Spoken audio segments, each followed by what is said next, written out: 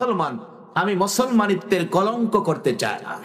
তোমার তো জীবন যাবে, জীবন যাক যাক, কিন্তু মিথ্যা কথা বলবো না। পরের দিন কোর্টে একই কথা আমি করেছি, তৃতীয় দিন কোর্টে একই কথা আমি করেছি। কোর্ট রায় দিয়ে দিলেন, ব্রিটিশের কোর্ট, আগামীকালকে তোমার মৃত্যুদণ্ড হবে। আব্দুর রশিদ বললেন, তাতে আমার কোনো আপত্তি নাই, তবে আগামীকালকে তো মৃত্যুদণ্ড হবে। আজকে রাত্রটা আমার হায়াতে আছে, তাহলে আমার একটা আকাঙ্ক্ষা, একটা আপত্তি, এই রাত্রটা যখন আমার হায়াতে আছে, কোর্ট যদি আমাকে একটু সুযোগ দিতেন, এই রাত্রটা আমি আমার মায়ের পাশে, জীবন যায় তারপরও মায়ের পাশে থাকতে চাই। কি আদর্শ ছিল রাসূল প্রেমিকদের। আর এখন বিবিকে নিয়ে শহরে বসবাস করতে রাজি, মার কাছে থাকতে রাজি না। আপনাদের এদিকে এই রোগ আছে কিনা জানি না, আমাদের এলাকায় আছে। চাকরিটা পাইলেই মা বাবার খবর নাই, বিবির সুখের জন্য শহরে বাসা ভাড়া করে পাঁচতলায় থাকে, মা বাবা কি করে একদিন খবর নেয় না। রাসূল প্রেমিকদের আদর্শ কি হওয়া উচিত? আব্দুর রশিদ বলতেছে, কোর্ট, বিচারপতি, আমাকে অনুমতি দেন, আমি আজকে রাত্রটা আমি আমার মায়ের পাশে থাক। যাও, ঠিক আছে, তাড়াতাড়ি চলে আসবে সকালে। বাড়ির দিকে দৌড় দিলেন। বাড়ির কাছাকাছি গিয়েই শুনে বাড়ির ভিতরে মায়ের কণ্ঠের কান্না, বুক ফাটা কান্না। মা যেন কোন ব্যথায় কাঁদতেছে। দরজাটায় দাঁড়ায় আব্দুর রশিদ ডাকতেছে, মা, মা গো, বলো কোন ব্যথায়, কার দেওয়া ব্যথায় কান্দ? আমি আব্দুর রশিদ প্রতিশোধ না নিয়ে, বিচার না করে ঘরে ঢুকবো না। মা চোখের পানি ছেড়ে ছেড়ে ডাকে আব্দুর রশিদের চেহারার দিকে তাকায়া, এরে আব্দুর রশিদ, কেউ ব্যথা দেয় নাই, কেউ আমার কাঁদায় নাই রে। কেন জানি আজকে সকাল থেকে আমি মায়ের কলিজায় দাও দাও করে আগুন জ্বলতেছে। বলুন, সন্তানের উপর যদি কোনো বিপদ আসে, এই বিপদের খবর পৃথিবীর মানুষ জানার আগে আগে জানে কে? মার কলিজায় যেন খবর হয়ে গেছে, আমার আব্দুর রশিদ এই জমিনে থাকবে না। সেই ধাক্কায় যেন মার কলিজায় দাউ দাউ করে আগুন জ্বলছে। আব্দুর রশিদ রে, কেন জানি সকাল থেকেই আমি মায়ের কলিজায় আগুন জ্বলতেছে। কি ব্যথা, কি দুঃখ আমি তো বলতে পারতেছি না। আব্দুর রশিদ দৌড় দিয়ে ঘরের ভিতরে ঢুকে মাথা টুকুন মায়ের বুকের মধ্যে ছেড়ে দিয়ে কান্দে, মা, মাগো, তোমার বুকের আগুন হলো তোমার আব্দুর রশিদ। ওই নবীর দুশমনটাকে দুনিয়ার থেকে বিদায় করে দেওয়ার অপরাধে গো মা, ব্রিটিশের কোর্ট আমাকে মৃত্যুদণ্ড দিয়েছে। কালকে আমার মৃত্যুদণ্ড হবে, ফাঁসি হবে। আজকে রাত্রটাই তোমার কাছে থাকবো। কালকে তোমার ছেলে আব্দুর রশিদ এই বাড়িতে আর আসবে না, মা বলে ডাকবে না। এই ব্যথায় তোমার কলিজায় আগুন জ্বলতেছে। মাগো, এই রাত্রটা তোমার পাশে থাকবো গো মা, বিছানা করে দাও, জীবনের শেষ ঘুম ঘুমিয়ে যায়। আব্দুর রশিদের মা চোখের পানি দিয়ে শেষ করে বিছানা সাজাইতেছিল। আব্দুর রশিদ জীবনের শেষ ঘুম ঘুমাবে, বিছানায় শুয়ে যায় আব্দুর রশিদ ঘুমানোর জন্য। মা দরদি আব্দুর রশিদের পাশে বসে ডাকতেছে, বাবা গো, তুমি ঘুমাও আব্দুর রশিদ বাবা, জীবনের ঘুম ঘুমিয়ে যাও মায়ের সামনে। আমি মা সারা রাত ঘুমাবো না রে, তোমার জীবনের শেষ দেখা দেখবো মন ভরে। আমি মা তোমাকে সারা রাত দেখবো, তুমি ঘুমাও, আমি ঘুমাবো না। আব্দুর রশিদ মায়ের পাশে শুয়ে একটু পরে পাগলের মতো দৌড়াইয়া ঘরের দরজায় চলে গেছে। মা আবার ডাক দিলেন, বাবা পাগলামি করো না, একটা রাত্র ঘুমাবি, পাগলামি করো না, আসো বাবা আসো, ঘরের ভিতরে আসো। ঘরের ভিতরে আইসা আবার বিছানায় শুয়ে গেছে। একটু পরে আবার দৌড় দিয়ে ঘরের দরজায় মা ডাকতেছে, আব্দুর রশিদ রে, কালকে তোর মৃত্যু হবে বলে বুঝি অশান্তি লাগতেছে, ছটফট করতেছ? আব্দুর রশিদ জবাব দেয়, মা না গো, মৃত্যুদণ্ডের জন্য আমি ছটফট করি না। তুমি যখন ডাক দাও তোমার পাশে শুয়ে ঘুমানোর জন্য, আয়সা যখন আমি বিছানায় শুয়ে যাই, মা গো, আমি দরজার দিকে তাকাইয়া দেখি আমার মদিনার কামলেওয়ালা নবী গো দরজায় দাঁড়াই আমারে ডাকে, আব্দুর রশিদ এই বিছানায় ঘুমাইস না, আয়, আমি রাসূল মদিনার থেকে তোর জন্য এসেছি। আমি নবীর ভালোবাসায় জীবন দিতে যাচ্ছস, এই বিছানায় ঘুমাইস না, আমি রাসূলের পাশের বিছানায় তুই ঘুমাবি। ইয়া রাসূলুল্লাহ বাবার ভাইয়েরা, আব্দুর রশিদের মতো ব্যক্তি যদি নবীর ভালোবাসায় জাগ্রত থেকে এই কাজটুকুন করে, নবী যদি মদিনার থেকে পাকিস্তানে আসতে পারে তাকে নেওয়ার জন্য পাশে রাখবেন। আজকে যারা সেই নবীর উম্মত হয়ে আরামের ঘুম হারাম করে এই মাহফিলে অলির আলোচনা শোনার জন্য, মা বাবার আলোচনা শোনার জন্য নবীর উম্মত, নবীর পক্ষে ধৈর্যের সহিত এই পর্যন্ত বসে আছেন, আমার নবী কি আপনাদের মায়া আপনাদের পক্ষে ফুলসিরাতের ঘাটে বসে থাকতে পারে না? আব্দুর রশিদের জন্য নিতে আসতে পারে, আমরার জন্য কি একটু বসবেন না? নবী ওই থেকে যা তালাওয়াত করেছি, আল্লাহ যেটুকুন তৌফিক দিবেন আমি সেটুকুন আলোচনাই করব। আসুন আলোচনায় ঢুকে যাই।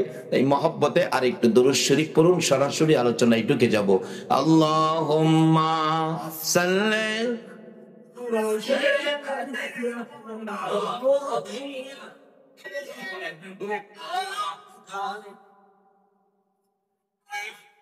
মাওলানা মুহাম্মদ আল্লাহুম্মা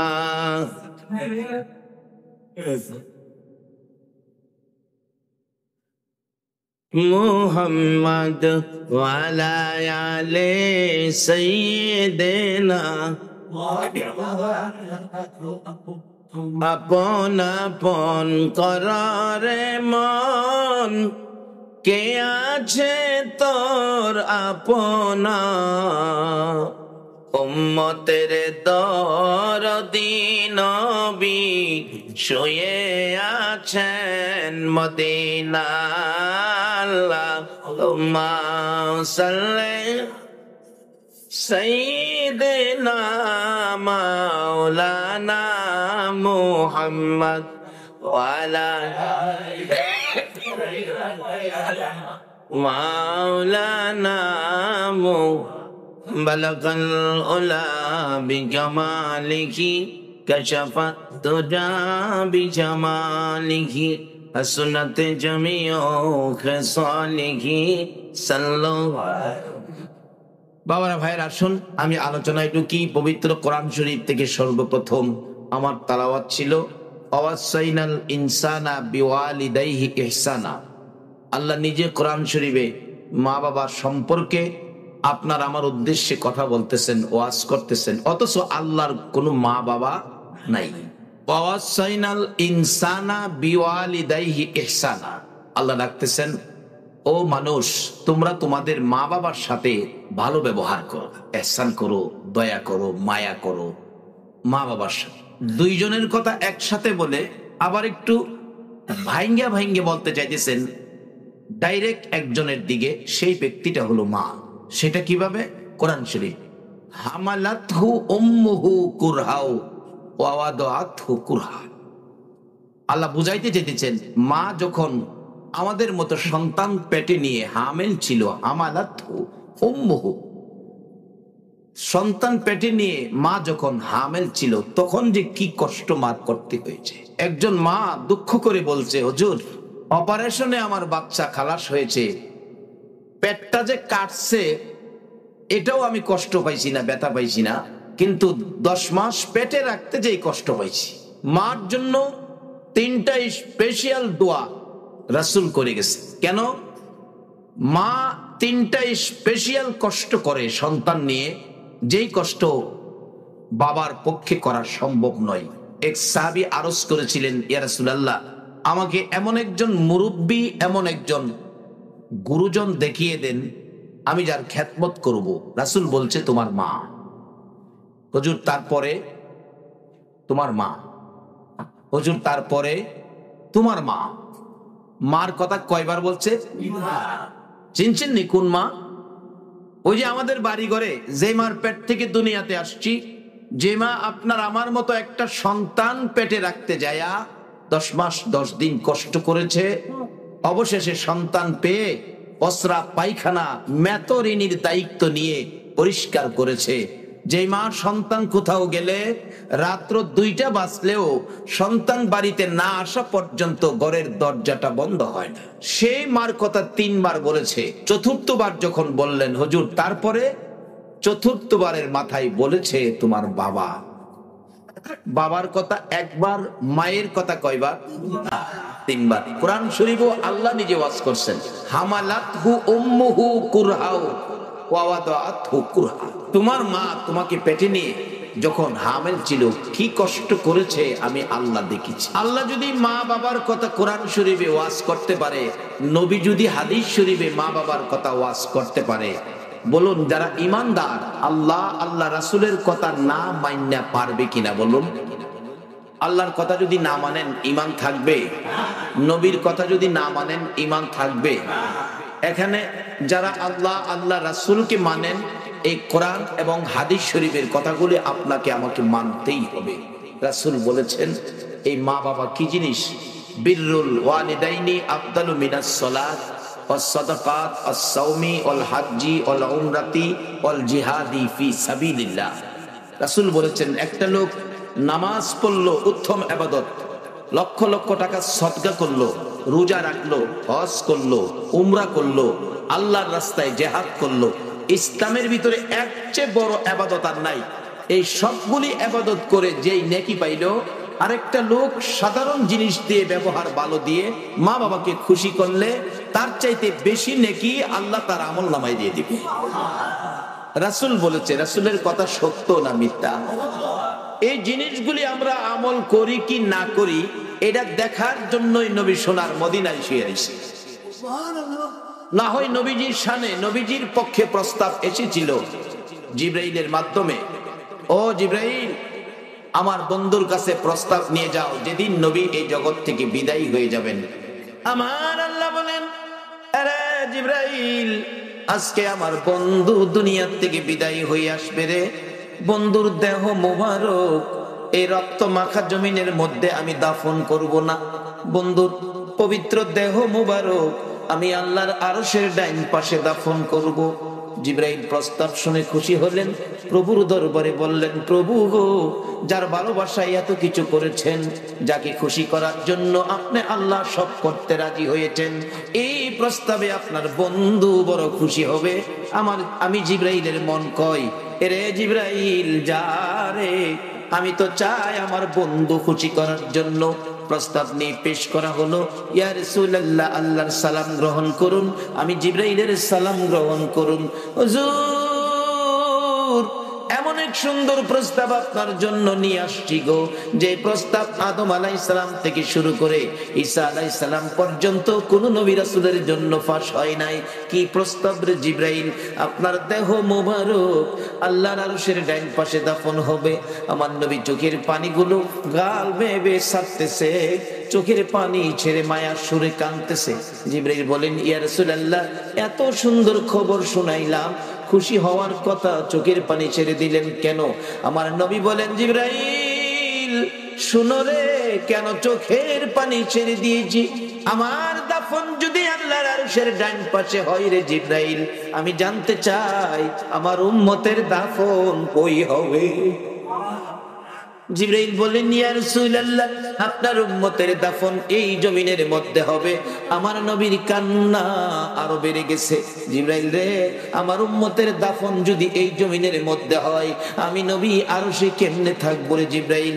আমার পক্ষে সম্ভব নয়, আমি উম্মত ছেড়ে আরশে থাকতে পারবো না। আমার পক্ষ থেকে একটা প্রস্তাব প্রভুর দরবারে তুলে ধরো। আমার প্রভুর যদি মায়া হয়, যদি দয়া হয়, প্রস্তাবটা যেন রেখে দেয়। কি প্রস্তাব বলবো? জিবরাইল আমার প্রভুর দরবারে বলে দাও, আমি নবী আরশে যাব না। আমার গুনাহগার উম্মতেরা যদি এই জমিনের মধ্যে থাকে রে জিবরাইল, আমি নবী আরশে যাব না। আমি আমার তামাম পৃথিবীর উম্মতের ব্যথা বুকে লইয়া আমি সোনার মদিনার মাটিতে পড়ে থাকবো। বলুন নবী, আপনার আমার ব্যথায় ব্যতীত হইয়া এখনো সোনার মদিনার মাটিতে নবী আছে কিনা?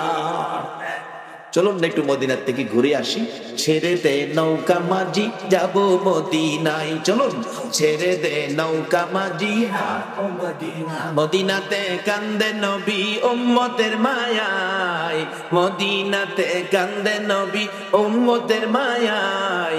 ছেড়ে দে নৌকা মাঝি যাব মদিনা, ছেড়ে দে নৌকা মাঝি আল্লাহ নামের বর্ষা করি, সাল্লাম নবীর প্রেমের তরি। আল্লাহ নামের বর্ষা করি, সাল্লাম নবীর প্রেমের তরি।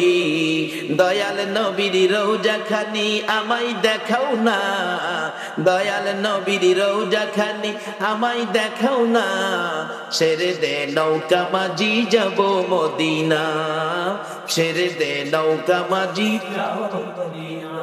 নবী মদিনাতে আছে শুইয়া, গুনাহগার উম্মতের মায়া। মদিনাতে আছে শুইয়া, গুনাহগার উম্মতের মায়া। সেই নবীরই প্রেমের খেলা আমরা খেলবো নি, সেই নবীরই প্রেমের খেলা আমরা খেলবো নি। ছেড়ে দে নৌকা মাঝি যাব মদিনা, ছেড়ে দে নৌকা মাঝি। বাবারা, মদিনায় যদি যাওয়ার তৌফিক কারো থাকে তা দৌড় মদিনায় দিয়ে। মদিনার মার্কেটে এমন একটা সদাই পাওয়া যায় যে সদাইটা পৃথিবীর কোনো মার্কেটে পাওয়া যায় না, যে সদাই মক্কাতেও পাওয়া যায় না। সে সদাইটা কি? রাসূল বলে গেছে, মানজারা কবরি ওয়াজাবাত লাহু শাফাতি। যে ব্যক্তি আমি নবীর রওজাটাও জিয়ারত করে যাবে, তার জন্য সুপারিশ করে জান্নাতে নেওয়া আমি নবীর উপরে ওয়াজিব হয়ে যাবে। যদি কারো তৌফিক থাকে, ক্ষমতা থাকে, আর কোথাও যান বা না যান, একটা দৌড় সোনার মদিনায় দিয়ে আসে। হাসরের দিন আপনাকে না নিয়ে আমার নবী বেহেশতে যাবেন। তাই বলতেছিলাম, যে নবী আরশে গেল না, আপনার আমার মায়ায় সোনার মদিনায় শুইল, একটাই উদ্দেশ্য, উম্মতের খোঁজ খবর নেবে। কিতাবে আসছে শুক্রবার দিন আসরের নামাজের সময়, প্রত্যেক সপ্তাহ শুক্রবারে আসরের নামাজের সময় সারা পৃথিবীর উম্মতেরা কে কি করেছে, এই ফেরেশতারা রিপোর্টের খাতাগুলো আগে নিয়ে সোনার মদিনায় জমা দেয়। আমরা কে কি করি, শুক্রবারে সোনার মদিনায় রিপোর্টের খাতাগুলো জমা হয়, ওখান থেকে নবীজি খাতা দেখা দিলে আরো সে জমা। তাইলে আজকে আমরা যারা নবীর পছন্দের কাজগুলি, মা বাবার খেদমত, মা বাবার সন্তুষ্টির কাজ করব, এই আমল, এই কাজগুলি নবী যদি মদিনা থেকে দেখে, বলুন নবী খুশি হবে না বেজার হবে? আজকে যে সোনার ছেলেরা মাহফিলের আয়োজন করেছে, নবী কি দেখতেছে? আল্লাহু আকবার। কিতাব লেখে কিরকম দেখে, আমরা যার যার হাতের তালুটা যেরকম দেখি, নবীজির রওজায় শুইয়া এর চেয়ে আরো বেশি দেখে। আজকে আপনারা কে কে এখানে বসা আছেন, কে মাহফিলের আয়োজন করেছেন, আমার নবী সব দেখে কিনা বলুন? শুধু দেখে না, ইচ্ছা করলে এখনো উম্মতের জন্য কিছু পাঠাইতে পারে, উম্মতের জন্য এখনো নবী কিছু করতে পারে। তার বাস্তবটা আমরা ভালো বুঝি। মদিনার ঘটনা, একজন নবীর আশেক নবীর রওজার পাশে গিয়া শুয়ে রয়েছে। কয়দিন বৈশা রয়েছে, বৈশাখ থাকতে পারে না, শুয়ে রয়েছে। মানুষ জিগায়, কিরে বেটা বৈশা আসছিলে এখন শুয়া রইলি? কই বৈশা রয়েছি, খাওন নাই তো, বৈশাখ থাকতারি না, এখন শুয়া রয়েছে। খাওন নাই, খা। কয় না, তোমারে তো দয়া কেন, যার বাড়ি আইছি ইনি দেখে না, মানে নবীর রওজায় আইছি, নবী খাওয়াইলে খামো, নাইলে খাইতাম না। নবী খাওয়াইলে খাইবো, নাইলে হাই মইরা যাইবো, খাইতো না। আচ্ছা কোন তো কি তার আপনার, কি তার আকাঙ্ক্ষা? আচ্ছা আমরা কি কেউ কোনোদিন যাদেরকে দাফন করে আইছি কবরস্থানে গিয়া কাঁদছি যে দাদা তুমি খাওয়াইলে খামো, না খাওয়াইলে মইরা যাবো? এগুলি অযৌক্তিক হবে, অসম্ভব হবে। কিন্তু নবীর দরবারে যে কান্না কাঁদতেছে, এটা কি অযৌক্তিক হবে না যুক্তিসঙ্গত হবে? অসম্ভব হবে নাকি সম্ভব হবে? দেখুন কি হয় বাস্তব ঘটনা। ওই নবীর আশেক রওজা পাকের পাশে শুয়া শুয়া একেবারে দুর্বল হয়ে গেছে। মানুষের জিগায়, তুমি খানার জন্য দুর্বল হয়েছো, কিছু খাও। কয় তোমরা আমারে খাওয়াবার চিন্তা করো কে? যার বাড়িতে আইছি ইনি তো আমারে খাওয়াইবো, ইনি না খাওয়াইলে খামো, না খাওয়াইলে মরে যাবো। 3 দিন পর্যন্ত এই অবস্থায় নবীজি স্বপ্ন যুগে রাত্রে ডাকতেছে, এরে পাগল, আমার চুলাই কি এখন রান্না হয়? আমি খাওয়াইলে খাইবি, পাগলামি করতেছস? আচ্ছা এখন তোর পাগলামি আরো বাড়ছে না কমছে? এতক্ষণ তো না দেখা করছে, অহন তো দেখা। কি খা এক বেচারা নাকি হাল বাইতে গিয়া লাঙ্গলের বাড়িতে 5 কেজি স্বর্ণের চাক্কা পাইছে। স্বর্ণের চাক্কা পাইয়া হাল টাল সাইরা দিয়া হয়ে গেছে নদীর মধ্যে ধুইতো, লবণাক্ত পানি তো ফিস্তা পানি, স্বর্ণের চাক্কা গেছে গা পইরা, ডুবাই আর পায় না, স্রোতে লয়ে গেছে। এখন মাথা উপরে উড়াইয়া পানির মধ্যে হ্যার মাথায় হ্যাঁ ডুবাইতেছে আর কইতাছে দোয়ার থেকে আমার আর দোয়াই বালাস। আরেক ভদ্রলোক টাইনা ধরছে, কিরে বাবা এরকম করতেছো, তুমি তো মারা যাইবা, কি হয়েছে তোমার? দোয়ারটা আমার আর দই বালা ছিল। আরে কি হয়েছে কও না? না দোয়ারটা আমার আর দই বালা ছিল। আরে কি হয়েছে? কই 5 কেজি স্বর্ণের চাক্কা দুইটা আনছি হন গেছে গা। এবার 5 কেজি স্বর্ণের চাক্কা, হাই হাই সোনার তেমন না, সোনাই বালা ছিল। মানে এইটাও পাগল হইছে, হেবাটা ভাইছে নাই, এই জন্য কইতেছে দোয়ারতে আমার আদই বালা ছিল। হে বেটা শুনছে 5 কেজি, হে বেটাও পাগল, কই সোনারতে আমার না, সোনাই বালা ছিল। নবীরে দেখে নাই, পাগল পাগলামি করতেছে, নবী খাওয়াইলে খাইবো। অহন যখন দেখা পাইছে বলুন পাগলামি আরো বাড়ছে কিনা, ডাকতেছে ইয়া রাসূলুল্লাহ এখন আর আমার কোনো কথাই মানবো না, আপনি খাওয়াইলে খামু, না খাওয়াইলে মইরা যাবো। কি করবো, পাগল তো পাগলই। রাত্রের বেলা নবীজি 2টা রুটি এই পাগলের হাতে দিছে। তাইলে এখনো নবী উম্মতের জন্য কিছু করতে পারে। আল্লাহু আকবার বলো। সেই নবী তো আপনার আমার মা বাবার ওয়াজ করেছে হাদিস শরীফ। 2টা রুটি ভাইয়া স্বপ্ন যুগে খাইতে শুরু করছে। আমরাও তো স্বপ্নে মাঝে মাঝে ভাইলে খাই না, কতদিন কত কিছু খাই স্বপ্নে। এক ভদ্রলোক স্বপ্নে দেখে দেশি মুরগির রান, চিকন চাইলের পোলাও, শশার সালাদ খাই দেও। হ্যাঁ মুরগির রান গোস্ত ছাড়াইবার লেগে যে টানতাছে, হাত ছুটটা বাচ্চার মা নাকে গিয়া লাগছে। বাচ্চার মা তো ঘুম থেকে উঠছে, হায় হায় আমার নাক কাছে চেপাই লাইছো। কয় দেখ কথা কইস না, নাক চেপাইলে চেপাইছি, যা একটা খাউন খাইছি আজগা। বাচ্চার মা কয় আমার কাছে থেকে এত খাউন খাইলে আমার ডাও দিলাম না, আমারে কিছু দিলাও না, কি খাইছো দেহি। তাড়াতাড়ি বাতি জ্বালাইছে, বাতি জ্বালায় দেহে খাতা সিরা মুহ দিয়া দিয়েছে। আমরা স্বপ্নে খাওয়া তো খাতা সিরা খাওয়া। বলুন নবীর স্বপ্ন কি স্বপ্ন না বাস্তব? আল্লাহু আকবার বলো। যারা নবীকে বাস্তবতা মানতে রাজি না তাদের জীবনী খুলুন।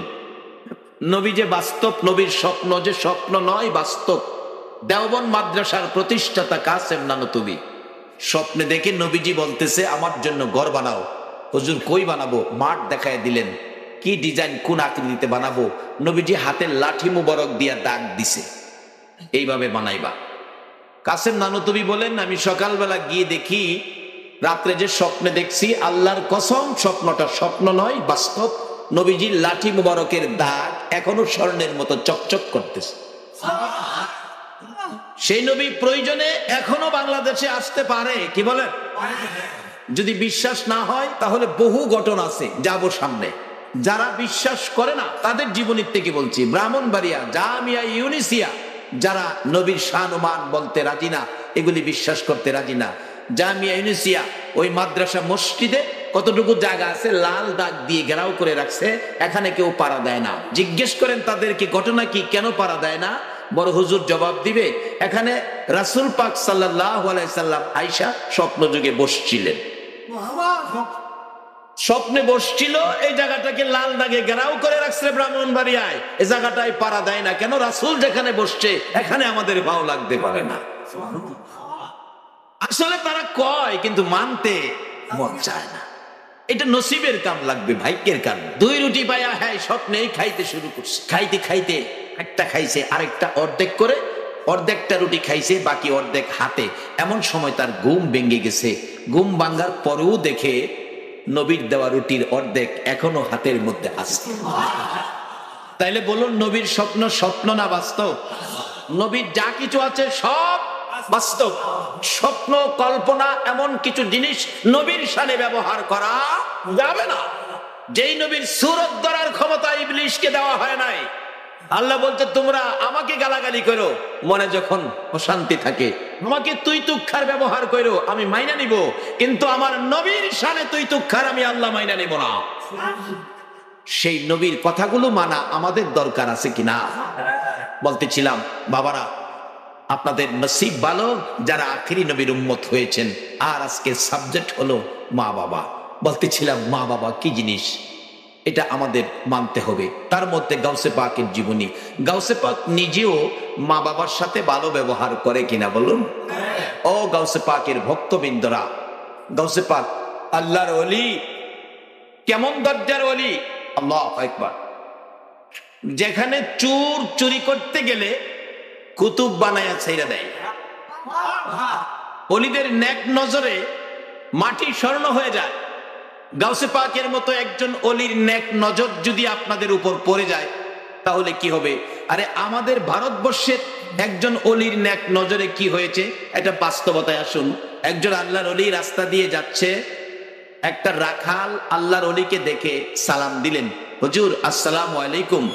আল্লাহর ওলির নেক নজর পড়ছে, আরে বাবা বাচ্চা মানুষ আমাকে সালাম দিলি, তুমি রাখাল, বাবা তোমার নাম কি? এই যে নেক নজর, মায়া হয়েছে বাচ্চাটার দিকে, জিজ্ঞেস করলেন নাম কি?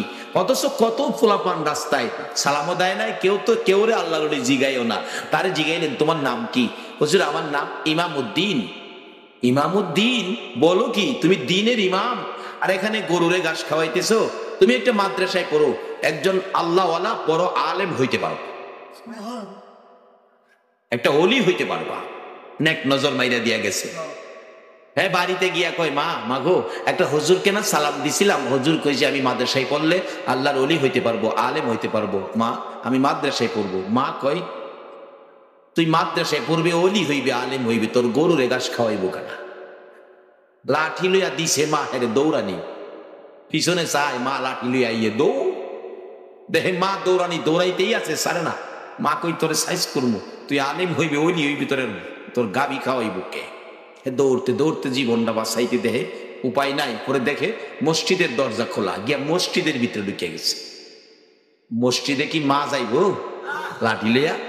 যত ভাগলা মা ওই হয়, মসজিদে যাইত না। মসজিদের কাছে দা ঘুরা গেরা কই বাচ্চা গেলি?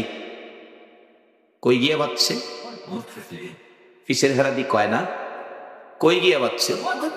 তাহলে বোঝা গেল এই নবীর উম্মতের একটা বাসবার জায়গা এখনো আছে। এই জায়গাটা কি? মসজিদ। যত আল্লাহর ওলির দরবার আছে বলুন, প্রত্যেক আল্লাহর ওলির দরবারে একটা মসজিদ আছে কিনা বলুন। অবশেষে মসজিদের ভিতরে লুকাইয়ে রয়েছে একটা মুসল্লি, জিগায় কি রে বাবা এইভাবে লুকাইয়ে রয়েছে, কি ব্যাপার, ঘটনা কি? কয় দেখেন তো এখানে মা আসেনি? কয় না, কোনো মা তো নাই। মা আমার মারতে এসেছিল, মসজিদে জীবনটা বাঁচাইছি। কি লেগে মারতে এসেছিল? হুজুর না কইছে আমি মাদ্রাসা পড়লে আল্লাহওয়ালা হতে পারবো, আবার আলেম হইতে পারবো। কইছিলাম মাদ্রাসায় পড়ুন, মা আমার দৌড়াইতেছে। কি লেগে কইছি? মাদ্রাসা পড়বি? পড়বো যে যাবো কেমনে, আমার কাছে তো ভাড়া নাই। হুজুর যে রাস্তা বলছে নদী পার হইতেইব, নৌকা ভাড়া নাই। কই আমি তোরে খরচ দিমু, যাইবি? দিলে যাবো। খরচ মুসল্লি দিছে, হ্যাঁ নদী পার হইয়া গেছে। যাইয়া দেহে মাদ্রাসার অফিসে ওই হুজুরই বসে রয়েছে। হুজুর আসসালামু আলাইকুম, আমি ইমামউদ্দিন। আল্লাহওয়ালা বলেন বাবা তুমি আইছো, আসো আসো। একটা কায়দা দিয়ে বলছে মক্তবে যায় পড়ো, কারণ প্রথম ক্লাসে তো মক্তবেই ভর্তি হইতে হয়। তো মক্তবে তো সাধারণত ছোট বাচ্চারা পড়ে, প্রথম ক্লাস তো, সে বাচ্চাদের তুলনায় সে একটু বড়। তো অন্য বাচ্চারা কায়দা লয়ে আসে, হুজুর আপনি পড়তে আইছেন না আমরা পড়াইতে আইছেন? একটু বড় দিকে হ্যাঁ মস্কারি করে। উপরের ক্লাসের ছাত্ররা মুসলিম শরীফ বুখারী শরীফ পড়ে, তারাও আয়া কিতাব লইয়া বইছে, হুজুর পড়তে আইছেন না আমরা ভরাইতে নাইছেন, আমার ভরাটা কই দে। অবশেষে ইমামউদ্দিন বিরক্ত হয়ে গেছে, কি রে কারবার, আমি এখনো আউযুবিল্লাহ বিসমিল্লাহ পড়ি নাই, আর আমারে কয় ভরা কই দিতাম। গেছে হুজুরের কাছে, কায়দা হাতে চোখের পানি ছেড়ে দিছে, হুজুর আমার বিদায় দেন, আমি পড়বো না। কেন? আমি এখনো আউযুবিল্লাহ বিসমিল্লাহ পড়ি নাই, বড় বড় কিতাব নিয়ে গেছে আমারে পড়া কই দিতে। হুজুর আমি কি বুখারী শরীফ পড়াইবার ক্ষমতা আমার হইছে? আমি পড়বো না হুজুর, চলে যাব বাড়িতে, আমার মস্কারি করে। আল্লাহর ওলি বলেন ইমামউদ্দিন আমি তোকে আনলাম পড়াবো, আর তোরে তারা মস্কারি করছে? জি বাবা এদিকে আমার কাছে আয়। সামনে গিয়া বসছে, বসার পরে আল্লাহর ওলি নিজের মাথার পাগড়িটা খুলে ইমামউদ্দিনের মাথায় পরাইছে। পরাইয়া দিয়ে হাতের চাবুকটা দিয়ে বলছে ইমামউদ্দিন যাও, তোমাকে বেলায়েতের ওলি এবং বুখারী পড়াইবার আলেম বানায়া দিলাম, যাও। ভারতবর্ষের একজন ওলি যদি রাস্তার ইমামউদ্দিন রাখালকে বেলায়েতের ওলি বুখারী পড়ানোর আলেম এক নজরে বানাইতে পারে, আজকে যারা গাউসে পাকের স্মরণে মাহফিলের আয়োজন করেছেন, আল্লাহু আকবার বলুন। এই গাউসে পাকের কি কিছু দিবার ক্ষমতা আছে না? আল্লাহ যদি তৌফিক দেয় সব বাড়ি করুম আজকা। আসেন সামনে বাড়ি। বাবার আপনাদের কষ্ট হবে না তো? যাই হোক, মা বাবার খেদমত গাউসে পাক করেছে, এমনকি আল্লাহর রাস্তায় জিহাদ করলো। ইবাদতের মধ্যে এক ইবাদত আর নাই, এতগুলো ইবাদত করে যেই নেকি পাইলো, আর একটা যুবক, আর একটা মানুষ, সে মা বাবার উদ্দেশ্যে, আল্লাহু আকবার বলো, মা বাবার উদ্দেশ্যে রাত্র গভীর বাড়িতে যাওয়ার সময় মনে মনে ভাবতেছে, হাইরে আমার মা বুড়া মানুষ, আমার বাবা বুড়া মানুষ, মা বাবার জন্য কি নিতে পারি, মা বাবার জন্য কি কিনতে পারি। এই একটা ফলের দোকানে ঢুকছে। ও ফলের দোকানদার, আমার বুড়া মা বুড়া বাবারে, যেই বাবা বাড়িতে যাওয়ার আগে সন্তানের মায়ায় বাস স্ট্যান্ডে যাইয়া দাঁড়াইয়া থাকতো, যেই মা সন্তান বাড়িতে না আসা পর্যন্ত রাত্র 2টা বাজলেও দরজাটা খুইলা দাঁড়াইয়া থাকতো, ওই মা বাবার জন্য কি নিতে পারি রে বাবা? 2টা কমলা কিনেছে বাবার জন্য, 100 গ্রাম আঙ্গুর কিনেছে মায়ের জন্য, ব্যাগেট লইয়া রওনা হয়েছে।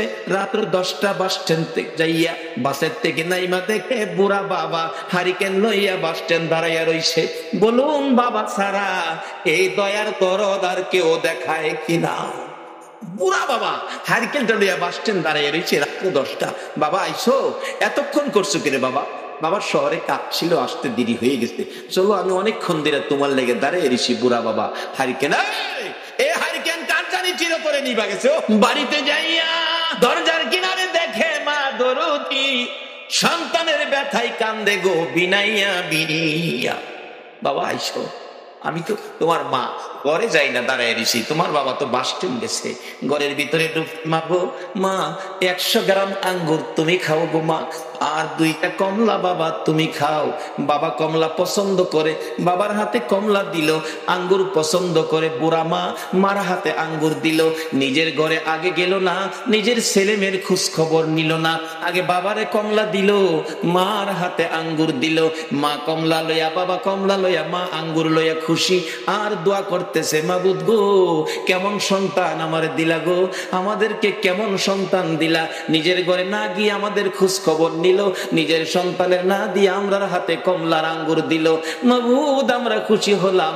আমার নবী বলেছে, 2টা কমলা বাবার হাতে দিয়ে, 100 গ্রাম আঙ্গুর মায়ের হাতে দিয়ে মা বাবারে খুশি করার বিনিময় ওই লোকটা নামাজ পড়ে, সদকা করে, রোজা রেখে, হজ করে, উমরা করে, আল্লাহর রাস্তায় জিহাদ করে যেই নেকি তার ভাগ্যে পাইলো, তুমি 2টা কমলা 100 গ্রাম আঙ্গুর মা বাবারে দিয়া খুশি করার বিনিময় তার চাইতে বেশি নেকি তোমার আমল নামায় পায়া গেলা।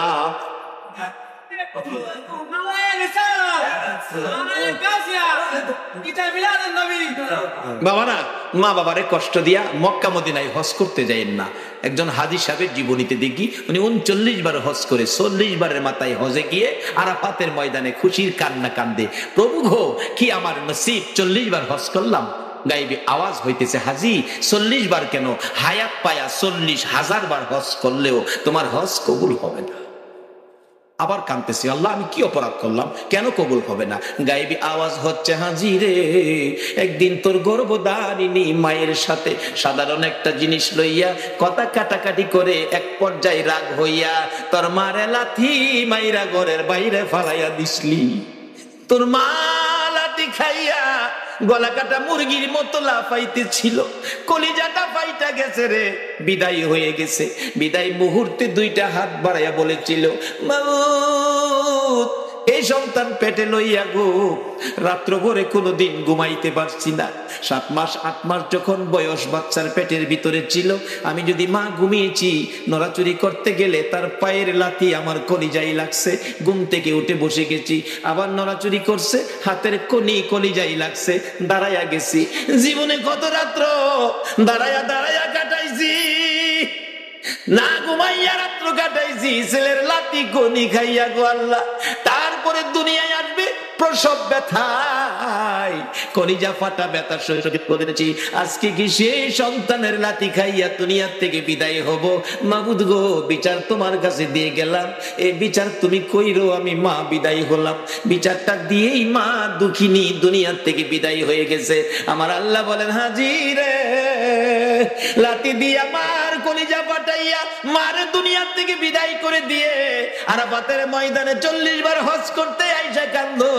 আমি আল্লাহ জানিয়ে দিলাম রে, মার কলিজা ফাটাইয়া 40 বার কেন, 40,000 বার হজ করলেও তোমার হজ আমি কবুল করব না।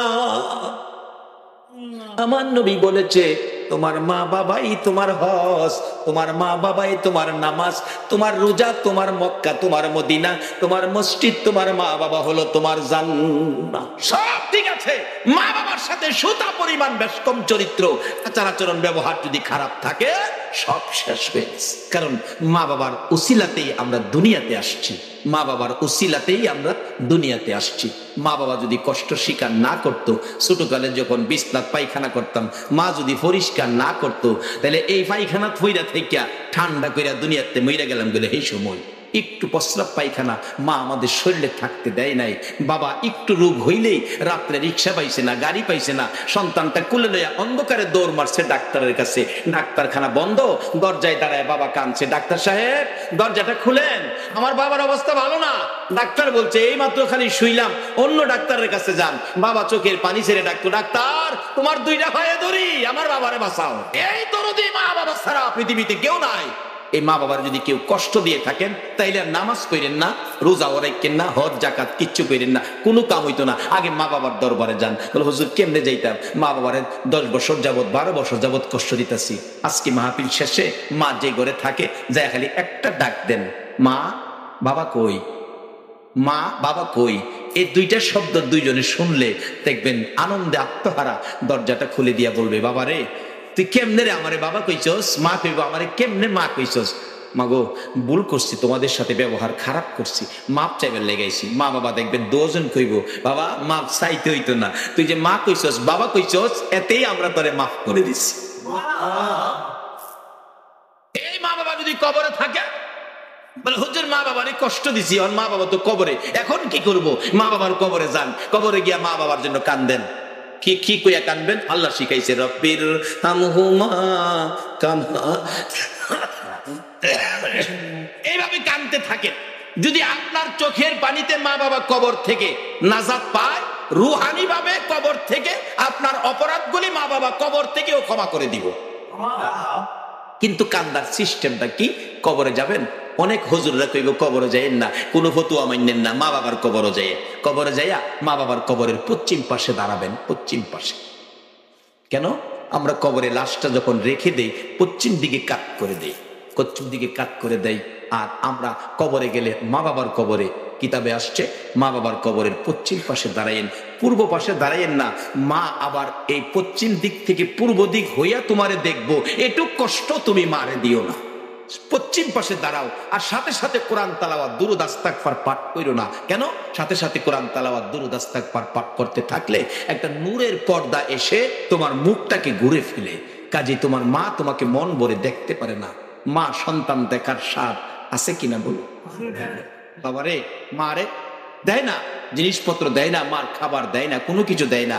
এরপরে দেখেন সন্তানটা বাড়িতে বাইরে যায় সময় কেউ তাকায় না, কিন্তু মা কিন্তু তাকায় থাকে, একটা আশা করে তাকায়, বাবারে একবার যদি আমার দিকে চায় আমার একটা মা কইয়া যাইতি। সন্ধ্যার সময় বাড়িতে আইব, সব ঘুমায় দিছে, মার কোনো খোঁজ খবর নেয় না। এরপরেও বলুন, সন্তান ঘরে না ঢুকা পর্যন্ত মার চোখে ঘুম আইছে কিনা। একটু পরে পরে বাচ্চার মারে ডাহে, কি গো আব্দুর রহমানের মা, আমার ছেলেটা আইছে, অথচ ছেলে তার খবর নেয় না। মা কিন্তু খবর না নিয়ে পারে না। বলতেছিলাম যে মা আপনাকে আমাকে দেখার জন্য ব্যস্ত থাকে, কবরে যাইয়াও সন্তান কবরের পাশে গেলে মা ছেলেকে দেখতে চায়, বাবা ছেলেকে দেখতে চায়। নির্দেশ হলো কবরের পাশে দাঁড়িয়া কিছুক্ষণ চুপ করে দাঁড়াইয়া থাকো, তোমার মা বাবা তোমাকে মন ভরে দেখো। মান ভরে দেখতে চাই দুনিয়ার জমিনে কত বাস্তব ঘটনা। মারে ভাত দেয় না, মার খোঁজ খবরও নেয় না। তারপরও ছেলেটা ডাকাত থেকে আইসা বৃহস্পতিবার সন্ধ্যায় শনিবার সকালে যেদিন চলে যায়, মা পিছে পিছে এতিমের মতো যায়। একবার যদি ফিরে চাইতি রে বাবা, আমার মা কইয়া ডাক দিতে খুশি হইতাম। ডাকও দিল না, ফিরেও চাইল না। রিক্সায় উঠে গেছে, রিক্সায় উঠে রিক্সা টান দিয়ে ওই মোড় ঘুরে যখন এদিকে যাইতেছে, মা এদিক দিয়া দেখে না, দৌড়াইয়া বাড়ির পিছনে যাইয়া তাকাইয়া রইছে। আমার ছেলে যাই গো, একবার ফিরে চায় না। যত দূর পর্যন্ত দেখা গেল মা ওই রান্নাঘরে পায়খানার কিনারে দাঁড়াইয়া সন্তানের দিকে তাকাইয়া থাকে। বলুন এরকম দরদ মার সন্তানের জন্য আছে কিনা? কিন্তু মার জন্য আমরা কি করলাম? আমরা কি করলাম মার জন্য? আমার নবী নিজেও মা বাবার জন্য পাগল ছিল, উম্মতের এই আদর্শটুকুন দিয়ে গেল। বাস্তব ঘটনা, আমার নবীর বয়স যখন 6 বছরে পৌঁছে নাই, আমার নবী সঙ্গীদের সাথে মাঠের মধ্যে ছিল। বিকাল হয়ে গেলে অন্য বন্ধুদের বাবা এসে টান দিয়া কোলে নেয়, 2 গালে চুমো দেয়, আর কত খেলবি, চল বাড়িতে যাই। আমার নবী তাকিয়ে থাকে, সঙ্গীদেরকে জিজ্ঞেস করে কে আসলো, তাকে কোলে নিয়ে 2 গালে চুমো দিল। ডাকতেছে সঙ্গীরা, ও মুহাম্মদ, তুমি তো জানো না এই ছেলেটার বাবা হইল ইনি, তাই না কোলে নিয়ে 2 গালে চুমো দিছে। আমার নবী তাকিয়ে আছে, বাবার কোলে সন্তান, বাবার আদর কত সুন্দর দেখা যায়। আরেকজন আইসা বাচ্চা কোলে নিল, 2 গালে চুমো দিল। আমার নবী তাকিয়ে আছে, নিতে নিতে দেখা যায় সকল সঙ্গীদেরকে বাবা এসে কুলে করে নিল, একজনকে কেউ কুলে নিল না। আমার নবী খোলা আকাশের নিচে দাঁড়াইয়া ওই বাবাগণের দিকে তাকাইয়া তাকাইয়া চোখের পানি ছেড়ে ছেড়ে কান্দে, আর নিজেকে নিজে প্রশ্ন করে, ও মুহাম্মদ, তোমার বাবা কই? তোমার এদিকে কেউ কোলে নেয় না। আমার আল্লাহ বলেন, বন্ধু গো, তোমার বাবা নাই গো, তুমি এতিম। এই বলে তোমার আদর কমবে না। আমি কুল মাখলুকাতকে নির্দেশ করে দিয়েছি সবাই যেন তোমাকে ভালোবাসে, আর তোমাকে যদি ভালোবাসে আমি আল্লাহ দেখি, কথা দিলাম তোমার ভালোবাসার বিনিময়ে আমি আল্লাহর ভালোবাসা পায়া যাইব। কিভাবে ভালোবাসা পাওয়া যাইব? বাস্তব ঘটনা দেখুন। আমার নবী কাঁদতেছে, আমার নবী বাড়িতে যায় না, বাবার ব্যথায় কান্দে। সঙ্গীরা খবর দিলেন আমেনার কাছে, আমেনা গো, তোমার আদরের সন্তান ময়দানে দাঁড়াইয়া কান্দে, কি জানি ব্যথা, আমাদের কাছে কয় না। দৌড়াইয়া যায় ডাকতেছে, বাবা গো, এইভাবে কেন কান্দো? কে মারছে, কে দুঃখ দিছে বলো, তোমার দাদারে দিয়া শক্ত বিচার করাবো। আমার নবী কান্দে, শিশু নবী মা, কেউ মারে নাই, কেউ ব্যথা দেয় নাই, সবাই আমার সঙ্গীরা বাবার কোলে উঠে বাড়িতে গেল গো মা, আমার বাবা কই? আমি বাবার কোলে উঠবো, বাবার ব্যথায় কান্দি। আমেনাও চোখের পানি ছেড়ে দিলেন, বাবা গো, তোমার বাবা নাই, বাবার কথা আমারে জিজ্ঞেস করো না, এই বাবার অভাব আমি পুরা করতে পারবো না। যখন কোথাও পারলো না বাবার অভাব পুরা করতো, নিজেই তালাশে বেরিয়ে গেলেন, বাবারে কোথায় পাবো। মরুভূমির উঁচু পাহাড়ের উপরে উঠে মক্কা নগরীতে চারদিক ঘুরে ঘুরে হাত বাড়াইয়া ডাকে, বাবা, বাবা তুমি কই গো? একবার আসো না, তোমার শিশু মুহাম্মদ রে কোলে নাও না। কে নিবে? নাই নবীর বাবা মদিনার মাটিতে চির ঘুমিয়ে আছে। আবু জাহেল কোত্থেকে যেন আসতেছিল, একটা বাচ্চার কান্না শোনা যায় পাহাড়ের উপর। আবু জাহেল গোড়ার থেকে নাইমা যাইয়া দেখে বাতিজা মুহাম্মদ, বাবা এখানে কান্দো, একটু পরে বাঘ ভাল্লুক বেরিয়ে আসবে, তোমাকে খেয়ে ফেলবে, তাড়াতাড়ি চলো বাবা, তাড়াতাড়ি চলো। নিচে নামাইয়া গোড়ার পিছনে বসাইয়া আবু জাহেল সামনে বসে গোড়াকে চাবুক মারতেছে, গোড়া রে, বিপদ হবে তোর, বিপদ হবে আমার, বিপদ হবে আমার ভাতিজার, তাড়াতাড়ি চল, তাড়াতাড়ি চল, আমিনার কাছে পৌঁছে দেই। আবু জাহেল এত জোরে মারতেছে, গোড়া তো বসার থেকে উঠে না। মাঝে মাঝে কিতাব লেখে সামনের 2টা পাও আকাশের দিকে বাড়াইয়া ডাকে, মাবুদ, তোমার বন্ধুরে পিছে বসাইয়া আবু জাহেল আমারে মারে। প্রভু গো, কথা দিলাম মারি খাইতে খাইতে জীবন দিব গো, তোমার বন্ধুর সামনে না নিলে আমি যাব না। আমার নবীর ভালোবাসায় চারি পায়া জানোয়ার গুড়া যখন এইভাবে নবীর ভালোবাসায় ব্যথায় ব্যতীত হয়েছে, আবু জাহেল মারতে মারতে সমস্ত শরীর রক্তাক্ত করে ফেলেছে, কয়েক জায়গার চামড়া ফাইটা রক্ত জমিনে পড়তেছে। অবশেষে আবু জাহেল বিরক্ত হইয়া ডাকতেছে, গোড়া রে, এত আদর করি, এত কথা শোনস, আজকে কেন উঠতেছস না, এত মার খাইতেছস? গোড়া ডাকতেছে, প্রভু গো, তোমার নবীর ভালোবাসায় হাত বাড়াইলাম, আমার জবান খুলে দাও না গো বন্ধু। আমার আল্লাহ বলেন, গোড়া রে, আমার বন্ধুর ভালোবাসায় গেলি, আমার ভালোবাসা পাইলি, যা যা, মানুষের মতো কথা বলার অধিকার দিয়ে দিলাম। একটা চারি পায়া জানোয়ার যদি নবীর ভালোবাসায় গেলে আল্লাহর ভালোবাসা পাইয়া মানুষের মতো কথা বলার অধিকার পায়, বলুন এই নবীর পক্ষে যাইয়া নবীর কথা মানলে, নবীর ভালোবাসা দিলে আমার আল্লাহর ভালোবাসা আমরা পাইব কিনা? নবীজি ডাকতেছে, আমি দেখি আমার চাচা আবু জাহেল এত মায়ের মারলো, গোড়া অবশেষে মানুষের মতো কথা বলতেছে, এরে আবু জাহেল, তোর কি মায়া না, আর কত আমারে মারবি? তাহলে তুই ওটা বসার থেকে উঠোস না কেন? গোড়া ডাকতেছে, আবু জাহেল রে, না ওটার কারণ হলো পিছনে যারে বসাইছো ইনি হলেন রাহমাতাল লিল আলামিন, সকল সৃষ্টির জন্য যেই নবী করুণা, যেই নবী রহমত, এই নবীর পিছে বসাইয়া তুমি সামনে বসে বেয়াদবি করবা, আমি গোড়া মার খাইয়া জীবন দিব, আমি বসার থেকে উঠবো না। আমার নবী পিছনে বসে আছে, তুমি সামনে বসে থাকবা, আমি চলতে পারি না, জলদি করে সামনে আনো নবীকে, তাহলে আমি সামনে চলবো। আবু জাহেল কই, বাতিজা বাজান সামনে আইও। নবীজির সামনে বসাইছে, গোড়া চলছে নবীর ভালোবাসায়, গোড়া আল্লাহর ভালোবাসা পাইয়া মানুষের কথা বলার অধিকার পাইল। বাড়িতে পৌঁছে দিলে মা আমেনার কাছে, আমেনা তোমার ছেলেরে বাগে খাইতো, আমি যদি না দেখতাম। আমেনা মুস্কি মুস্কি হাসি, আবু জাহেল, আমার এই ছেলের বাগে খাওয়ার সাহস কেমনে জানো তুমি? আমি জানি কেমনে, যেদিন আমার এই সন্তান পেটে ছিল এদিন জংলার বাঘ এসে আমারে সালাম করে আমারে খবর জানায় গেছে। আমেনা গো, তোমার কপাল ধন্য, তোমার পেটে রাহমাতাল লিল আলামিন। যেই নবী পেটে থাকলে বাঘে সালাম করে, এই নবীরে বাঘে খাইতে পারে না। নবীরে খাইব দূরের কথা, নবীর উম্মতেরাই তো সালাম করে, গাউসে পাকেরে সালাম করে গেছে, গাউসে পাকেরে সালাম করে গেছে, খাইতে করতে সালাম করিতে কুলফা। আমেনা কয়, আমার ছেলেরে বাঘে খাইতো না। আপনাদের মন কি নবীরে বাঘে খাইব? আল্লাহু আকবার।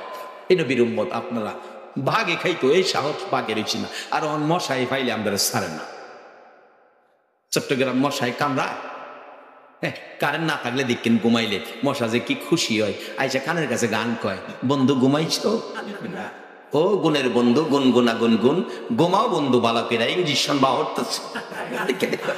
সব বিপদ থেকে বাঁচার একটাই উপায়, মা বাবার দোয়া নেন, নবীর ভালোবাসা দেন, অলিগণের পক্ষ নেন, অলিগণের পক্ষে বিপদ উদ্ধার। কিভাবে? একটা বাস্তব ঘটনা, যেটা সকল দলের আলেমের একমত, যারা অলির পক্ষে আসতে রাজি না হারা ওইটার মধ্যে একমত। সেই ঘটনাটা কি? হাজী আমদাদুল্লাহ মুহাজির মক্কি, তার জীবনী। হাজী আল্লাহর অলি, নবীর আশেক, নবী প্রেমিক আল্লাহর অলি হাজী আমদাদুল্লাহ মুহাজির মক্কির জীবনী। এক লোকের বাচ্চা হারিয়ে গেছে, ছেলে বাচ্চা খুঁজে পাইতেছে না, মা বাবা অসহায়, কি যে কান্না, ছেলে নাই, ছেলে পায় না। অবশেষে কে যেন বললেন, আরে আল্লাহর অলির কাছে যাও না, অন্ত অলির কাছে গেলেই ফতু আইব, শিরক শিরক, অলিরা কি দিব, অলিরা তো মরে গেছে। আমারও কথা এই, মরে গেলে মরা মানুষ কিছু দিতে পারে না, কিন্তু নবী কিন্তু অলি ব্যাপারে হাদিস দিয়ে গেছে, ইন্না আউলিয়া আল্লাহ লা ইয়ামুত। রাসূল বলছে অলিরা কখনো মরে না, মরা মানুষ কিছু দিতে পারে না, এতে আমিও একমত। কিন্তু রাসূল বলছে আল্লাহর অলিরা মরে না, তাইলে অলিরা কিছু দেওয়ার ক্ষমতা, মরে গেলে তুমি মরে গেছো, অলিরা মরে নাই, রাসূল বলেছে। হাজী আমদাদুল্লাহ মুহাজির মক্কি, সংক্ষেপ করতেছি, রাত্র বেশি হয়ে গেছে। হাজী আমদাদুল্লাহ মুহাজির মক্কি বসে আছে, আল্লাহর অলির পায়ে পড়ে গেছে। মা বাবা, হুজুর আমার বাচ্চাটা হারিয়ে গেছে, পাই না, বেঁচে আছে কিনা, থাকলে কই আছে, এই খবরটা পাইলেও মনটারে বুঝাইতাম। হাজী আমদাদুল্লাহ মুহাজির মক্কি কয়, বাবা তোমরা বসো, আমি দেখি কই আছে। চোখটা খালি বন্ধ করছে, চোখটা বন্ধ করে চোখটা খুইলা কয়, বাবা রে, তোমার ছেলেটারে নিয়ে সমুদ্রের মাঝখানে ছোট্ট একটা দ্বীপের মধ্যে ফালাইয়া রাখছে, এখান থেকে আনা সম্ভব হবে না, না খায়া থাকতে থাকতে শুকিয়ে গেছে, 1-2 দিনের মধ্যে এমনিতেই সে মারা যাবে। এখন বলুন, মা বাবার ব্যথা আরো বাড়ছে না কমছে? দুইজন কান্না, কে জানি বলতেছে, কান্নে কি লাভ, আল্লাহর ওলির পায়ে ধরো, হুজুর আমার বাচ্চারা আইনা দেন, আনতে গেলে হেলিকপ্টার দরকার, না ওই জাহাজ দরকার। অলির ফাওদেরা কান্দে, কোন দলের আলেম অস্বীকার করার ক্ষমতা নাই। অলির ক্ষমতা কত দেখেন, বেলায়েতের হাত শুধু এই জায়গায় নয়, তারা প্রয়োজন হলে এই জমিন থেকে বেলায়েতের হাত বাড়িয়ে দিয়ে আল্লাহর আরশ পর্যন্ত ধরার ক্ষমতা রাখে। হাজী আমদাদুল্লাহ মুহাজির মক্কি পায়ে পড়ে কাঁদতেছে, মা বাবা হুজুর আমার বাচ্চাটা আইনা দেন, আর সহ্য করতে পারি না হুজুর, আজকে বেশ কিছু দিন যাবত বাচ্চা হারা। এবার হাজী আমদাদুল্লাহ মুহাজির মক্কি বলতেছেন, বাবা আচ্ছা একটু বসো।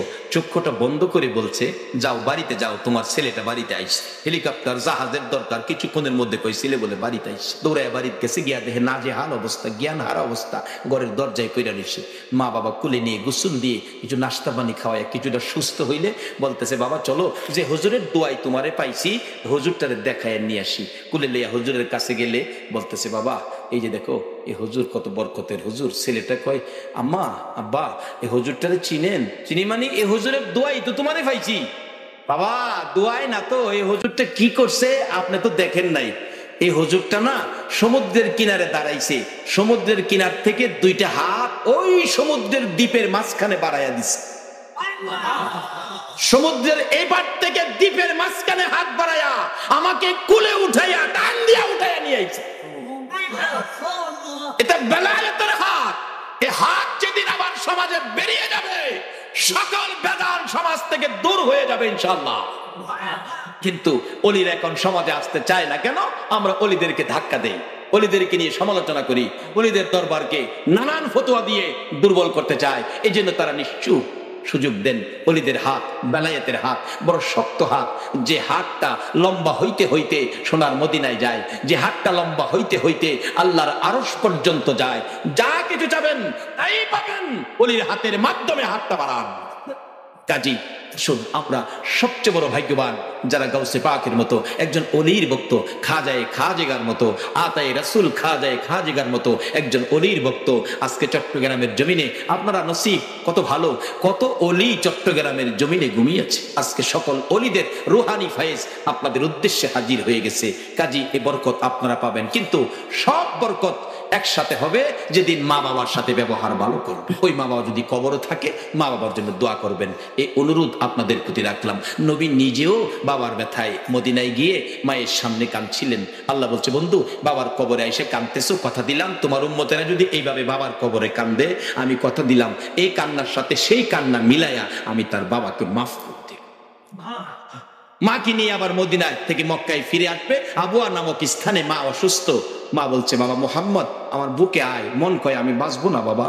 আমার নবী কান্দে, মাগো বাবার ব্যথা কলিজার থেকে সরাইতে পারি না, তুমি যদি চলে যাও গো মা, কেমনে আমি শান্তিতে থাকবো, কেমনে এই ব্যথা আমি অন্তর থেকে সরাবো। কিছুক্ষণের মধ্যে আমার নবীর মা সন্তান দুই গালে চুমাইয়া চুমাইয়া বিদায় হয়ে গেছে।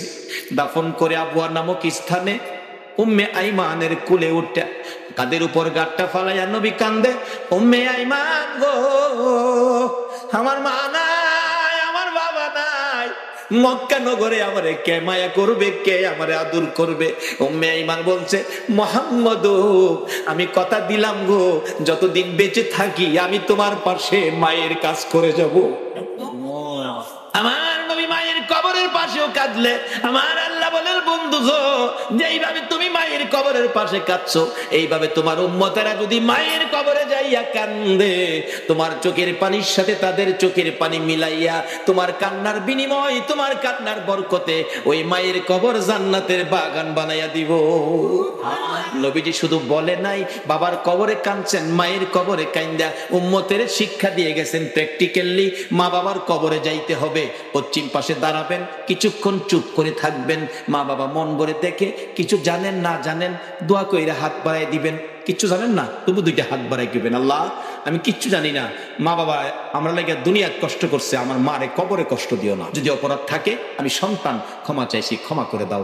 যদি কিচ্ছু না জানেন একজন আলেম নাইবে নবী কবরের সাথে এই কবরে নিয়ে যাবেন, পাশে নিয়ে দোয়া করাবেন। আর যদি সেই ক্ষমতা না থাকে, কারণ একজন আলেম নিলে তো কিছু হাদিয়া সম্মান স্বরূপ দিতে হবে, যদি সেই ক্ষমতা না থাকে আপনি নিজেই যান কবরে, 11 বার বিসমিল্লাহ শরীফ পড়ে, আর কিছু লাগবে না, 11 বার বিসমিল্লাহ শরীফ পড়ে, নবীর হাদিস এক কবরে কবরে নবীজি দেখতেছে সাহাবা উম্মতের কবরে আযাব। রাসূল বলেন, প্রভু গো, আমি কেমনে সহ্য করব উম্মতের কবরে আযাব? জিবরাইল আইকে, হুজুর আল্লাহ পাঠাইছে 11 বার বিসমিল্লাহ পরে দোয়া করে দিতেন। নবীজি 11 বার বিসমিল্লাহ পরে হাত বাড়াইছে, দেখে হাতের ফাঁকে 11 জন বেহেশতি হুর কবরে ঢুকতেছে। রাসূল বলেন, এই হুরে সর্দার, কি ব্যাপার, তোমরা আসছো, দাঁড়াও, কি ঘটনা, এখন এসে গেছো? হুজুর, আপনি যে 11 বার বিসমিল্লাহ করে দোয়া করছেন, এর বরকতে তারকে জীবনের তরে মাফ করে দেওয়া হয়েছে, এর বরকতে 11 জন হুর বাজেট হয়েছে, কিয়ামত পর্যন্ত তার কবরে তারে খেদমত করা হবে।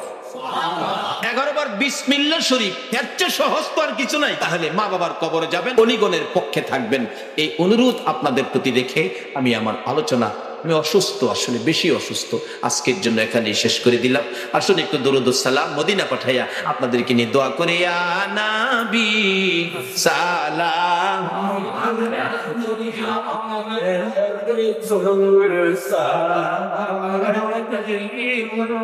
আল্লাহুম্মা আমিন।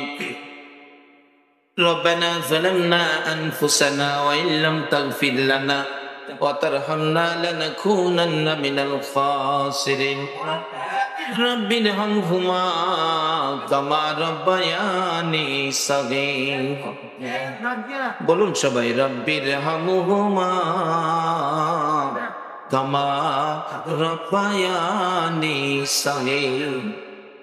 রব্বুল আলামিন মায়ার নজরে তাকাইয়া দেখো গো, রাত্র গভীর তোমার আদরের বান্দা লইয়া হাত বাড়াইছি মাবুদ, একবারে খালি হাত বাড়াই নাই, তুমি আল্লাহ নিজে যার উপরে 24 ঘন্টা দুরূদ ও সালাম পাঠ করো, ফেরেশতারা করে ইমানদারদেরকেও দুরূদ সালাম পাঠ করার নির্দেশ করেছ। মায়ার নজরে তাকাইয়া দেখো গো, তোমার আদরের ইমানদার বান্দারা তোমার হাবিবের উপর এই গভীর রাত্রে প্রাণ ভরে দুরূদ ও সালাম মদিনা পাঠাইছে গো আল্লাহ। আমাদের দুরূদ ও সালাম গুলো পাখির মতো উড়াইয়া উড়াইয়া দয়ার নবী মায়ার নবীর কদম মুবারকে পৌঁছাইয়া দাও। ইয়া আল্লাহ, দুরূদ ও সালাম উসিলা করে আজকের মাহফিল উসিলা করে, ইয়া আল্লাহ গাউসে পাকের শরণের মাহফিল উসিলা করে আমরা যারা হাত বাড়াইছি, আমাদের তামাম জিন্দেগীর গুনাহগুলো ক্ষমা করে দাও। মাবুদ, জানি দুনিয়ায় থাকবো না, তারপরেও শয়তানের দুকাই পড়ে, দুনিয়ার মায়ায় পড়ে বহু গুনাহ করে ফেলেছি। গুনার খবর মা জানে না, গুনার খবর বাবা জানে না, পাড়া প্রতিবেশী কেউ জানে না রে আল্লাহ, গুনার খবর জানো তুমি আল্লাহ। মাবুদ, আখিরি নবীর উম্মত বলে এ গুনার খবর কাউরে জানাইও না গো আল্লাহ। এই মাহফিলে আমরা যারা হাত বাড়াইছি, ওলি আল্লাহ গণের রুহানি ফাইজের উসিলাই, তোমার নবীর ভালোবাসার উসিলাই, আজকের মাহফিলে আমরা যারা হাত বাড়াইছি, আমাদের সকলের জীবনের গুনাহগুলো ক্ষমা করে দাও। মাবুদ, ক্ষমা চাইলাম জীবনের গুনাহ, ক্ষমা যদি না করো, কবে জানি মৌতের চিঠি লইয়া আজরাইল আইসা যায়, কবে জানি 4 জনে দরে দরে টাইনা টাইনা বাহির করবে, উঠানের কিনারে পর্দা টানাবে, নাকে কানে তুলা লাগাবে, বড়ি পাতার গরম পানি জীবনের শেষ গোসল করাবে। হ্যাঁ মাবুদ, আদরের সন্তানেরা গো এতিম এতিম এতিম হবে, লোকেরা এতিম বলে মাথায় হাত বুলাবে, আদর করবে, সন্তানেরা বাবার লাশের পাশে দাঁড়াইয়া ডাকবে, বাবা আর কি এই বাড়িতে আসবা না? আমরা কি বাবা বলে আর তোমারে ডাকতে পারবো না? আমরা রে এতিম করে সাদা কাফন পরে কই রওনা হইলা গো বাবা। বড় মেয়েটা স্বামীর বাড়ির থেকে এসে বাবার বিছানায় পরে কাঁদবে, বাবা গো বিছানা খালি করে কই যাইতেছো গো বাবা? ওই দিন আসার আগে আজকে আমরা যারা হাত বাড়াইছি, মেয়ে বুঝি না, পুরুষ বুঝি না, যুবক বুঝি না, বুড়া বুঝি না, নামাজি বুঝি না, বেনামাজি বুঝি না, আজকের মাহফিলের উসিলায় আমরা সবাইকে মাফ করে দাও গো আল্লাহ। মাবুদ, জীবনের গুনাহ ক্ষমার আসার দরখাস্তের পর আরেকটা দরখাস্ত করি, তুমি কিন্তু রাগ হইও না। আমি জানি না আজকে হাজার হাজার মানুষ তোমার কাছে হাত বাড়াইছে, কার মনে জানি কি দুঃখ কি ব্যথা, কার মনে জানি ব্যথা মানাই গো মানাই।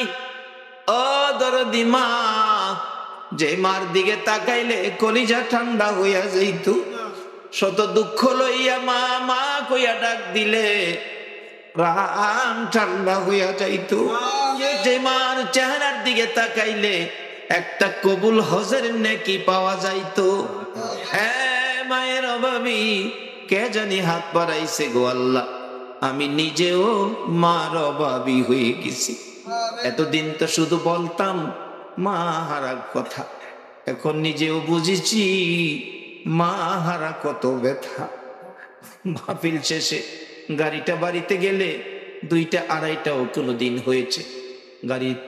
গাড়িটা থামাইয়া বাড়িতে মার রুমের কাছে গেলে দেখি মা দাঁড়াইয়া রইছে। জিজ্ঞেস করলাম, মা গো তুমি কি ঘুমাও নাই?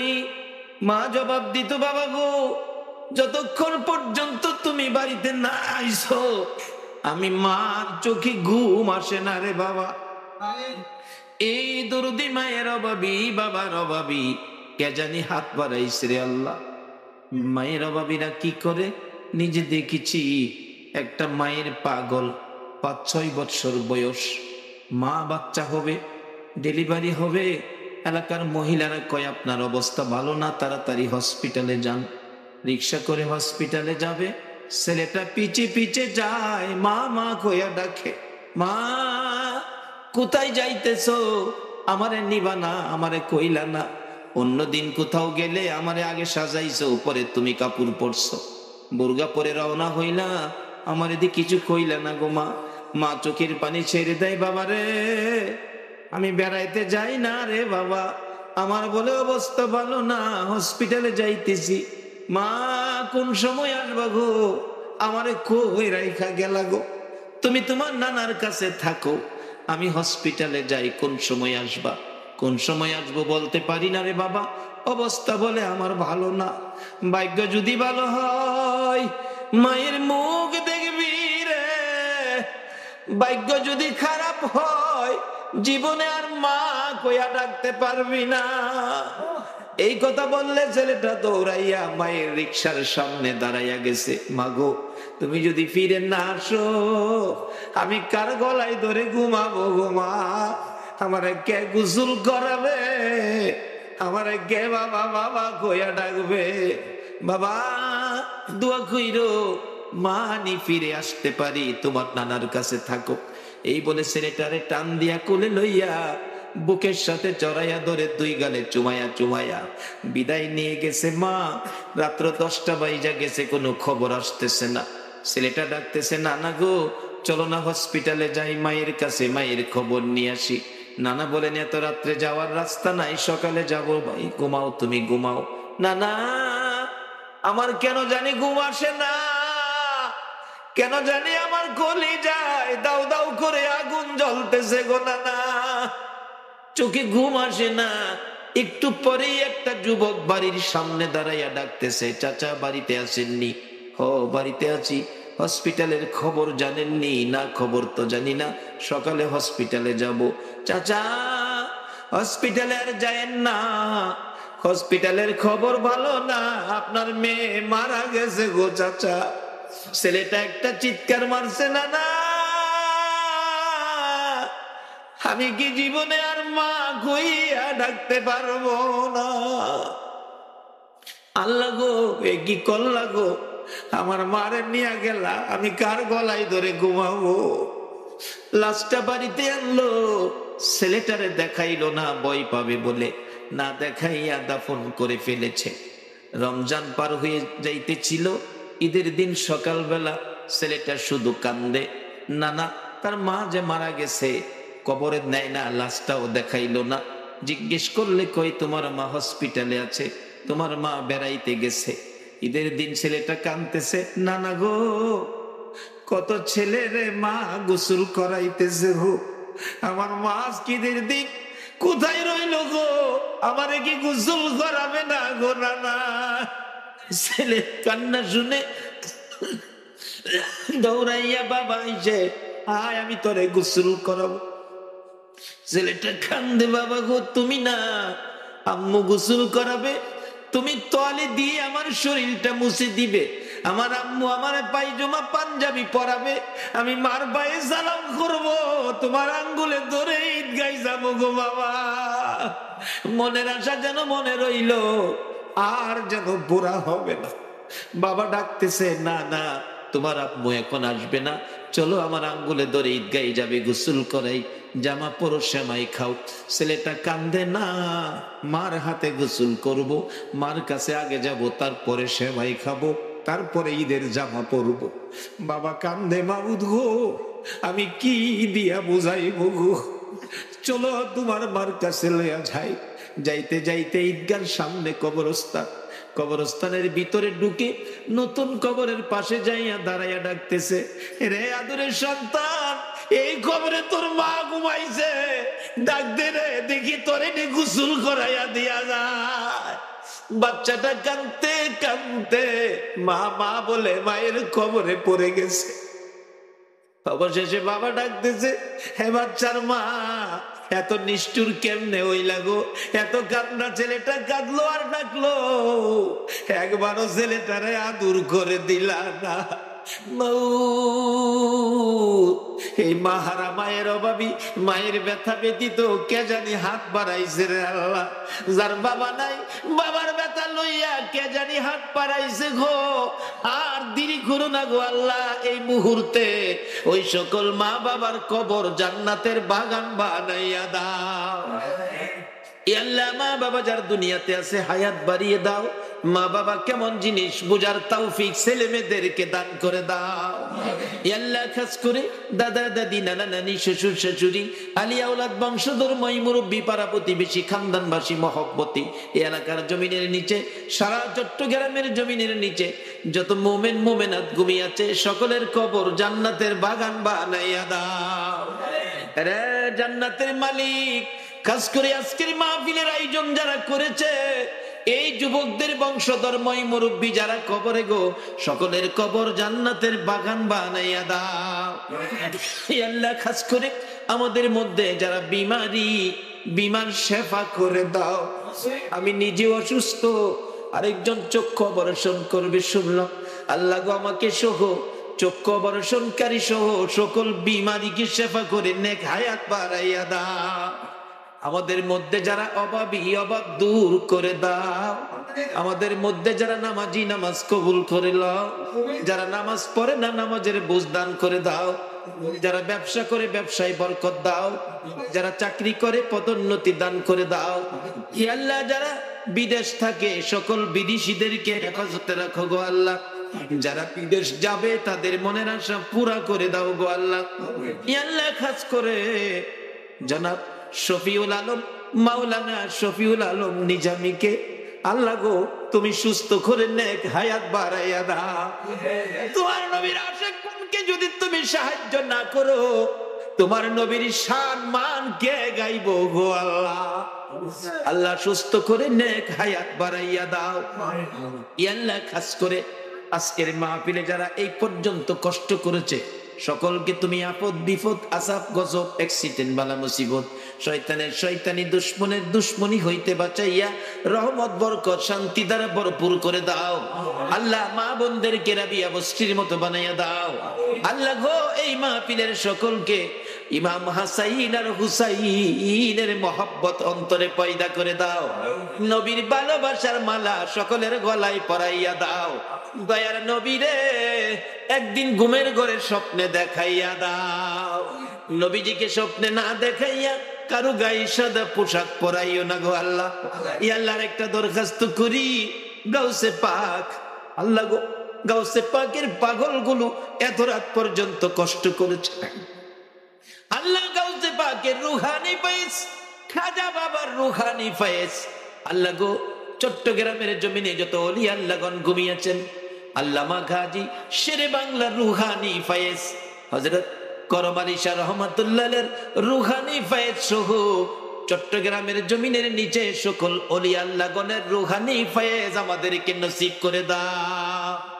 গাউসে পাকের গোলাম হিসাবে আমাদের সকলকে তুমি কবুল করে নাও গো আল্লাহ। মাবুদ গো, আজকের মাহফিলে দূর দূরান্ত থেকে আসছে, আবার গাউসে পাকের গোলাম, তোমার নবীর গোলাম, যারা যেখানে যাবে সহি সালামতে পৌঁছাইয়া দিও গো আল্লাহ।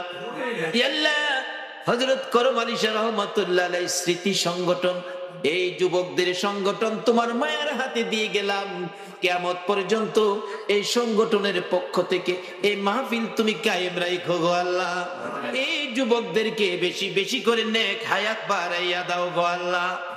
মাবুদ কো, যতগুলো দরখাস্ত করলাম মাহফিলের উসিলাই, দুরূদ ও সালামের উসিলাই, গাউসে পাকের রুহানি ফয়েজের উসিলাই, সবগুলো তুমি কবুল আর মঞ্জুর করো গো আল্লাহ।